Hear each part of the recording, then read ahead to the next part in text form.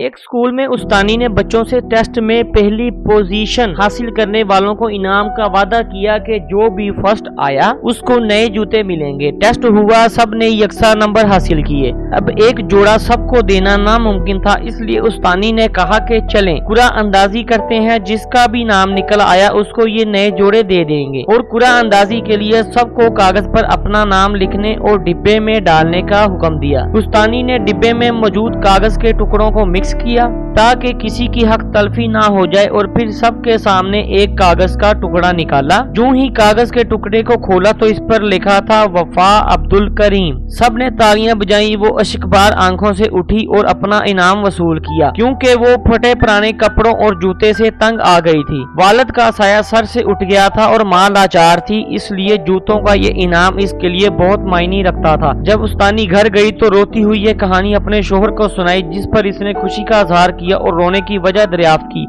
تو استانی پھوٹ پھوٹ کر رونے لگی کہ مجھے رونا وفا عبدالکریم کے جوتوں سے زیادہ دیگر بچوں کی احساس اور اپنی بے حسی پر آتا ہے۔ جب میں نے ڈبے میں موجود دیگر کاغذ کے ٹکڑوں کو چیک کیا تو سب نے ایک ہی نام لکھ دیا تھا، وفا عبدالکریم۔ ان معصوم بچوں کو وفا عبدالکریم کے چہرے پر موجود لاچاری کے درد اور کرب محسوس ہوتا تھا، لیکن ہمیں نہیں ہوا، جس کا مجھے افسوس ہے، اور میں اس لیے رو رہی ہوں کہ بچوں کو جو چیز احساس دلوا سکتی ہے میرے میں کس چیز کی کمی رہ گئی ہے، یا اللہ مجھ سے ناراض ہے کہ مجھے وہ احساس تک نہیں ہوا۔ میرے ایک استاد بتایا کرتے تھے کہ بچوں کے اندر احساس پیدا کرنا اور عملاً سخاوت کا درس دینا سب سے بہترین تربیت ہے۔ ہمارے کئی اسلاف کے بارے میں کتابوں میں موجود ہے کہ وہ خیرات، صدقات اور زکوٰۃ اپنے ہاتھوں سے نہیں دیتے بلکہ بچوں کو دے کر ان سے تقسیم کرواتے تھے۔ جب پوچھا گیا تو یہی وجہ بتائی کہ اس سے بچوں کے اندر بچپن سے انفاق کی صفت پیدا ہوتی ہے اور غریبوں اور لاچاروں کا احساس پیدا ہوتا ہے۔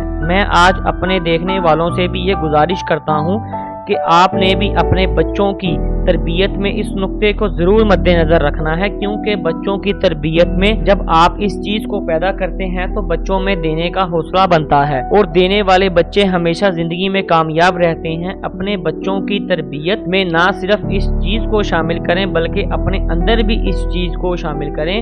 مجھے اس بات پر یقین ہے کہ خدا کے نام پر دیا ہوا کبھی رائے گا نہیں جاتا، تو آپ نے اپنی اور اپنے بچوں کی تربیت میں اس چیز کو ضرور شامل کرنا ہے اور محلے کے غریبوں کو ضرور یاد رکھنا ہے۔ امید ہے دوستو یہ ویڈیو آپ کے لیے بہت انفارمیٹیو اور بہت اچھی ثابت ہوئی ہوگی، تو ویڈیو کو لائک کمنٹ کر دیں اور چینل کو سبسکرائب کرنا نہ بھولیے۔ پھر ملتے ہیں انشاءاللہ نیکسٹ ویڈیو میں۔ اللہ حافظ۔